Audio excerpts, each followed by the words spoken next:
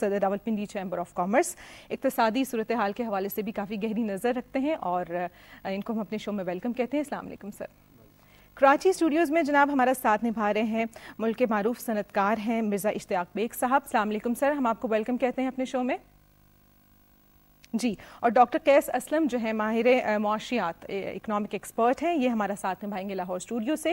ان تینوں حضرات کو ان کی میں بہت شکر گزار ہوں، انہوں نے ہمیں جوائن کیا. اور آج جو ہم اسپیسیفکلی بات کریں گے، جو آج وزیر اعظم کی صدارت میں جو اجلاس ہوا پاکستان کی اقتصادی صورتحال کے حوالے سے، اس کی ہم بات کریں گے.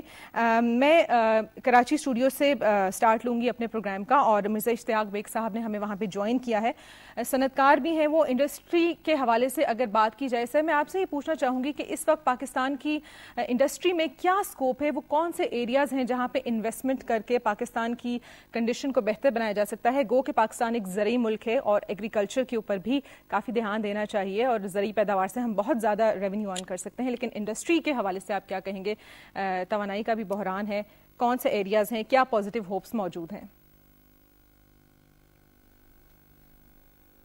عائشہ، جیسے میں آپ اس سے پہلے کہ میں آپ کے سوال کی طرف آؤں، میں تھوڑا سا جیسے آپ نے انٹرو میں کہا کہ آج جو اجلاس ہوا تھا پرائم منسٹر صاحب نے جب سے حلف اٹھایا ہے، ان کی توجہ جو ہے کسی طریقے سے اکانومی جو ہے اس کے اوپر زیادہ توجہ دی جائے، جس میں سب سے زیادہ امپورٹنس جو ہے جو انرجی کرائسس ہیں جو ہمیں فیس کر رہے ہیں. اور آج کے اجلاس میں انہوں نے یہ کہا ہے کہ ٹیکس کلیکشن جو ہے اس کو بھی کسی طریقے سے براڈن کیا جائے.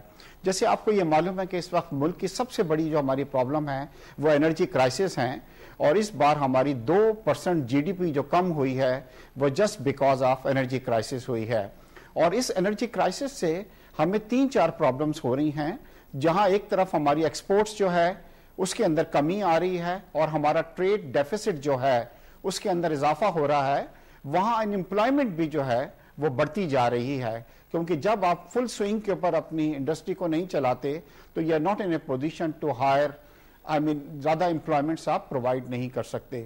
تو تیسری جو پرابلمس ہم کو یہ آ رہی ہے کہ ہمارا جو بل ہے آئل کا، پیٹرولیم کا، وہ بہت بڑھتا جا رہا ہے. اور اس بار ہماری ٹوٹل ایکسپورٹس جو تھیں وہ $25 بلین تھیں، جس میں سے $14 بلین ہم نے پیٹرولیم کے پروڈکٹس کو، جس میں زیادہ تر فرنس آئل تھا، اس کو امپورٹ کرنے میں لگایا. اور ہم نے دنیا کی سب سے ایکسپینسو جو تھی الیکٹریسٹی جو ہے نا وہ جنریٹ کی. جی اشتیاق صاحب، میں آپ سے یہاں پوچھنا چاہوں گی، جیسے آپ نے کہا کہ پیٹرولیم کے اوپر بہت زیادہ جو ہے صرف ہوا اور ایکسپورٹس پیٹرولیم پروڈکٹس کی بہت زیادہ ہوئی، تو ابھی یہ بھی سننے میں آ رہا ہے کہ آگے جو ہے پیٹرولیم کے پرائسز شاید مزید بڑھ جائیں. تو اگر انٹرنیشنل اس طرح سے پرائس ریز ہوتا ہے تو آپ کیا صورتحال دیکھتے ہیں؟ ابھی ہمیں کیا کرنا چاہیے؟ کیا عملی اقدامات ہم کر سکتے ہیں اس سلسلے میں؟ عائشہ، آپ نے بہت اچھا سوال کیا کہ پوری دنیا میں اس وقت جو ہے پیٹرولیم پرائسز جو ہیں اس کے اندر اضافہ ہو رہا ہے، اور اگر وہ فردر بڑھتے ہیں تو پاکستان بہت زیادہ کرائسس کا شکار ہو سکتا ہے. اس کے لیے ضروری ہے کہ ہم ہائیڈرو الیکٹریسٹی کے اوپر توجہ دیں، جیسے آپ بتلائے جو پوری دنیا کے اندر سب سے چیپسٹ سمجھی جاتی ہے. اس کے علاوہ جیسے آپ نے مجھ سے پوچھا تھا کہ کس چیز کے اندر سرمایہ کاری ہو سکتی ہے، ٹیکسٹائل انڈسٹری جو ہے پاکستان کی بیک بون ہے، اور اس بار ہماری ٹوٹل ایکسپورٹس جو ہوئی ہیں ٹیکسٹائل کی وہ $14 بلین جو ہیں وہ ہوئی ہیں. اور اس میں فردر اضافہ ہو سکتا تھا کہ اگر ہم لوڈ شیڈنگ، ہماری گیس کی اور انرجی کی لوڈ شیڈنگ نہیں ہوتی. تو میں یہ دیکھ رہا ہوں کہ اس بار پرائم منسٹر صاحب جو ہیں اس پہ کافی حد تک اس پہ قابو پالیں گے. اس کی مین وجہ یہ ہے کہ وہ خود پہلے بجلی اور پانی کے وزیر تھے، مگر اس وقت ہم نے ایک اتنی سنکرونائزنگ نہیں دیکھی تھی بٹوین دا منسٹریز. اب کیونکہ وہ پرائم منسٹرز ہیں تو پہلی بار میں دیکھ رہا ہوں کہ ایک تعاون اور ایک کوارڈینیشن آپ کو نظر آ رہا ہے between the finance ministry, between the یہ جو دوسری منسٹریز ہیں جن کی کوآپریشن آپ کو چاہیے ہوتا ہے، کہ پیٹرولیم کی منسٹریز ہیں وہ بھی بڑا کوآپریٹ کر رہی ہیں. اور مجھے امید ہے کہ یہ مسئلہ جو ہے انرجی کا، اس پہ ہم کافی حد تک قابو پا لیں گے. اشتیاق صاحب، آپ کے پاس ہم واپس آئیں گے، آپ سے بات کریں گے. ٹیکسٹائل کے حوالے سے آپ کی بڑی گہری نظر ہے، اس حوالے سے بھی ہم بات کریں گے کہ پاکستان کس طرح سے اس فیلڈ میں اپنی پروڈکشن کو بہتر کر سکتا ہے.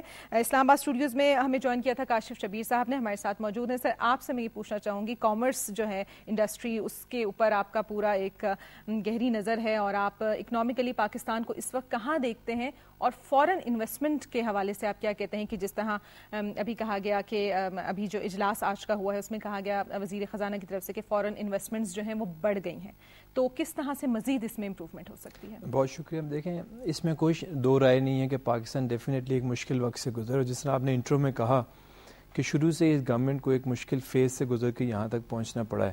میں سمجھتا ہوں کہ گورنمنٹ کو ابھی بھی اپنی پرائرٹیز کو فکس کرنا چاہیے اور پرائرٹیز کو دیکھنا چاہیے کس طریقے سے ہم پاکستان کو ترقی کی طرف گامزن کر سکتے ہیں. ڈیفینیٹلی فارن انویسٹمنٹ جو ہے وہ ایک میجر رول پلے کرتی ہے کسی بھی ملک کے لیے، کسی بھی اکانومی کے لیے. جتنی انویسٹمنٹ پاکستان میں آئے گی یا کسی ملک کے اندر آئے گی، وہیں سے آپ کے ملک جو ہے وہ ترقی کر سکتا ہے. انویسٹمنٹ کے ساتھ ساتھ آپ جو ہے امپلائمنٹ اپرچونیٹیز کریٹ کر سکتے ہیں. اگر آپ اوور آل پوری دنیا کا ٹریڈ دیکھیں تو پاکستان کو اس میں کنٹریبیوشن آلموسٹ کوئی 1% کے قریب ہے، تو پوٹینشیل تو بہت زیادہ اویلیبل ہے. ہماری ایکسپورٹ ابھی بھی تقریباً 25 ارب پہ پہنچی، جن کو ہم مزید بڑھا سکتے ہیں. جہاں تک انویسٹمنٹ کا تعلق ہے، میں سمجھتا ہوں ٹیکسٹائل ایک سیکٹر ہے جہاں انویسٹمنٹ ہو سکتی ہے. اس کے علاوہ انرجی ایک اور سیکٹر ہے جہاں ہماری جو ہے وہ انویسٹمنٹ ہو سکتی ہے. اس کے علاوہ ایگرو بیس انڈسٹری جو ہے وہ ہمارے ملک میں لگ سکتی ہے، اس سے ہم خطیر جو ہے فارن انویسٹمنٹ بھی کما سکتے ہیں. اگر ہم کوشش یہ کریں کہ اپنی ایکسپورٹ ٹارگٹ زیادہ کریں، ایکسپورٹ کو بڑھائیں، تو ڈیفیسٹ جو ہے اس پہ قابو پانا بہت ضروری ہے. دیکھیں ٹریڈ ڈیفیسٹ بڑھتا کس طریقے سے ہے کہ اگر آپ کی امپورٹ اور ایکسپورٹ میں جو فرق ہے وہ امبیلنس رہتا. دو طریقے ہیں، یا تو یہ ہے کہ آپ امپورٹ کو اپنا کم کریں، یا طریقہ یہ ہے کہ اپنی ایکسپورٹ کو بڑھائیں. تو میں یہ سمجھتا ہوں کہ آپٹیمزم یہی ہے کہ ہمیں اپنی ایکسپورٹ کو بڑھانے کی ضرورت ہے. ایکسپورٹ ہماری ڈیفینیٹلی بڑھ سکتی ہے، جو ہمارا ڈالر روپی پیرٹی ہے اس سے بھی ہم ایڈوانٹیج لے سکتے ہیں. ابھی بھی پاکستان کے پاس جو لیبر ہے وہ پورے اس خطے میں اگر آپ کمپیئر کریں تو ابھی بھی چیپ لیبر ہمارے پاس ہے. انرجی، اس میں کوئی شک نہیں کہ ہمارے پاس انرجی نہیں ہے، لیکن ابھی بھی اگر آپ ریٹ پر یونٹ دیکھیں پاکستان میں ابھی بھی ریٹ پر یونٹ جو ہے وہ سستا ہے، اس کو ہم کیپٹلائز کر سکتے ہیں. ضروری یہ ہے ریسورس کو بھی کہہ رہے ہیں کہ اس کو بھی ڈیفینیٹلی کیپٹلائز کر سکتے ہیں. دیکھیں ہم نے دیکھنا ہے کہ ہماری کیا شارٹ کمنگز ہیں جن کو ہم امپروو کر کے ہم اس کو بہتری کی طرف لے کے جا سکتے ہیں. ابھی مرزا صاحب نے کہا کہ ٹیکسٹائل میں ہمارے پاس ایکسپورٹ میں بہت کشن تھا، لیکن انفارچونیٹلی انرجی کی وجہ سے ہم اس کو ایکسپورٹ کو نہیں بڑھا سکے. اگر ہم گورنمنٹ اپنی فرسٹ پرائرٹی یہ بنا لے کہ ہم نے انرجی کا مسئلے کو حل کرنا ہے. انرجی کا مسئلہ میں نہیں سمجھتا کہ بہت زیادہ مشکل مسئلہ ہے. اگر صوبہ نے فیڈرل گورنمنٹ کے پیسے دینے ہیں انرجی کی مد میں، تو وہاں سے پیسہ جو ہے وہ آ سکتا ہے. ہم اپنے جو ہے وہ جو فیڈرل ایکسپینسز ہیں ان کو تھوڑا کرٹیل کر سکتے ہیں. اگر ہم یہ سارا پیسہ اٹھا کر ہم انرجی میں ڈالیں اور کوشش کریں کہ اپنا سرکولر ڈیٹ کو کسی طریقے سے ختم کریں، تو ایک دم جو ہے انرجی کے مسائل حل ہو جائیں گے. اگر آج ہماری ایکسپورٹ 25 ارب کے اوپر ہے تو میں یہ دعوے سے کہہ سکتا ہوں کہ ایک مہینے یا 2 مہینے کے اندر ہماری ایکسپورٹ جو ہے وہ انکریز کر سکتی ہے، اور by the end of the year یہی 25 ارب کی ایکسپورٹ کو ہم اٹھا کے 35-40 ارب کے اوپر لے کے جا سکتے ہیں. اور پھر ہم اپنا ٹریڈ ڈیفیسٹ کو امپروو کر سکتے ہیں. کا جو ڈیفیسٹ ہے اس کے اوپر کام اب شروع ہو گیا ہے بہت تیزی سے، اور نیشنل گریڈ میں ابھی بھی دیکھا گیا کہ 2000 میگا واٹ کا اضافہ ابھی حال میں ہوا ہے. اب دیکھیں مزید کس طرح سے قابو پایا جاتا ہے اور کس طرح یہ چیز اوور کم کی جاتی ہے. ڈیفینیٹلی دیکھیں اس کا مطلب ہے کہ گورنمنٹ نے اپنی پرائرٹی جو ہے وہ سیٹ کر لی. گورنمنٹ نے کو اس چیز کا اندازہ ہو گیا ہے. ویسے بھی یہ الیکشن ایئر ہے، اور اگر گورنمنٹ نے اس کو نہیں امپروو کیا تو میں سمجھتا ہوں کہ آگے جا کے گورنمنٹ کے لیے مشکلات آ سکتی ہیں.